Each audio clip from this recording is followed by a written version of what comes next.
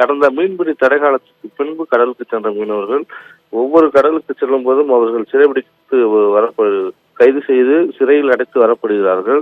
இந்நிலையில் ராமேஸ்வரத்திலிருந்து நேற்று சென்ற விசைப்படகு மீனவர்கள் ஜஸ்டின் என்பவருக்கு சொந்தமான விசைப்படகையும் அதிலிருந்து 5 மீனவர்களையும் எல்லை தாண்டி வந்ததாக மன்னார் கடற்படைக்குள் வைத்து இலங்கை கடற்படை கைது செய்து தற்போது மன்னார் கடற்படை முகாமில் வைத்து விசாரணை மேற்கொண்டு வருகிறார்கள். இவர்கள் விசாரணைக்கு பின்பு மீன்வளத்துறை அதிகாரிடம் ஒப்படைக்கப்பட்டு அவர்கள் மீது எல்லை தாண்டி வந்ததாக வழக்கு பதிவு செய்யப்பட்டு சிறையில் அடைக்க உள்ளார்கள். இப்படி ஒவ்வொரு காலகட்டத்திலும் தமிழக மீனவர்கள் மீது இலங்கை கடற்படை தொடர்ச்சியாக கைது நடவடிக்கையை மேற்கொண்டு வருகின்றது.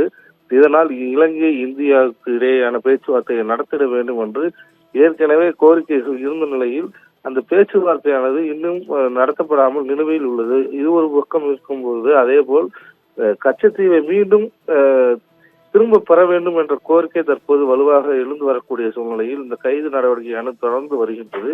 ஒரு பக்கம் இந்திய அரசியல்வாதிகள் கச்சத்தீவை திரும்ப பெற வேண்டும் என்ற ஒரு கோரிக்கையையும், அதேபோல் இலங்கை அரசியல்வாதிகள் கச்சத்தீவை திரும்ப ஒப்படைக்க மாட்டோம் என்ற கோரிக்கையும் தொடர்ச்சியாக முழங்கி வரக்கூடிய சூழ்நிலையில் பாதிக்கப்படுவது தமிழக மீனவர்களாகத்தான் இருக்கிறார்கள்.